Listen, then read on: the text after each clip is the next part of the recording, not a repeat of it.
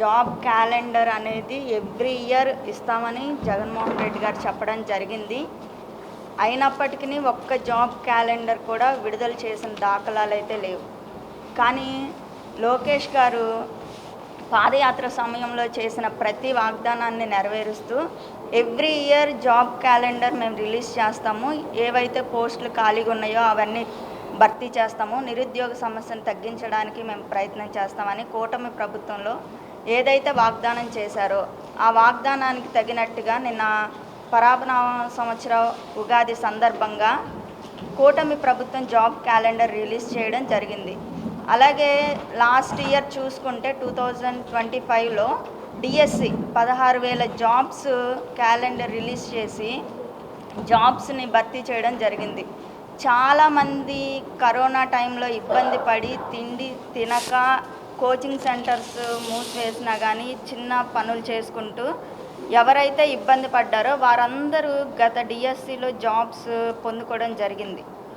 వాళ్ళందరూ కూడా ఎంతో సంతోషించారు. ఎందుకంటే అన్ని సంవత్సరాలు మేము 5 సంవత్సరాల నుంచి అంటే పెళ్ళిళ్ళు చేసుకొని వారు ఉన్నారు, ఉద్యోగాలు వేరేది చెయ్యలేక మళ్ళీ ఎటన్నా వెళ్ళి వేరే ఉద్యోగంలో జాయిన్ అవుతే మరి మాకు ఇబ్బంది అవుతుంది అని ప్రిపేర్ అవుతూ అలాగే ఉన్న వాళ్ళు ఉన్నారు కొన్ని సంవత్సరాల నుంచి. వాళ్ళందరికీ కూడా గత సంవత్సరము వాళ్ళకి జాబ్స్ రావడం జరిగింది. అలాగే ఈ సంవత్సరం కూడా యూనివర్సిటీస్లో కానీ జూనియర్ లెక్చరర్స్ అలాగే పోలీస్ శాఖలో అనేక ఉద్యోగాలకి జాబ్ క్యాలెండర్ ఇవ్వడం జరిగింది.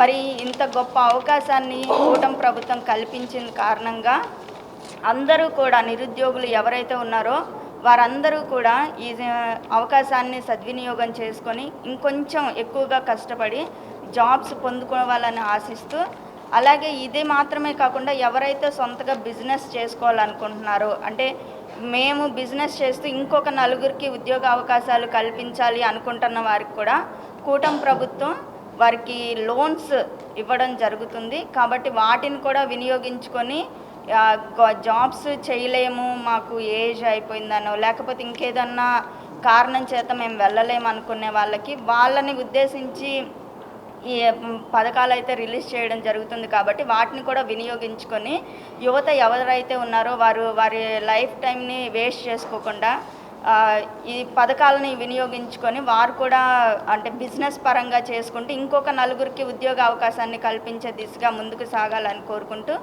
ఈ అవకాశం ఇచ్చిన లోకేష్ గారికి అలాగే పవన్ కళ్యాణ్ గారికి చంద్రబాబు నాయుడు గారికి థ్యాంక్స్ చెప్తున్నాను.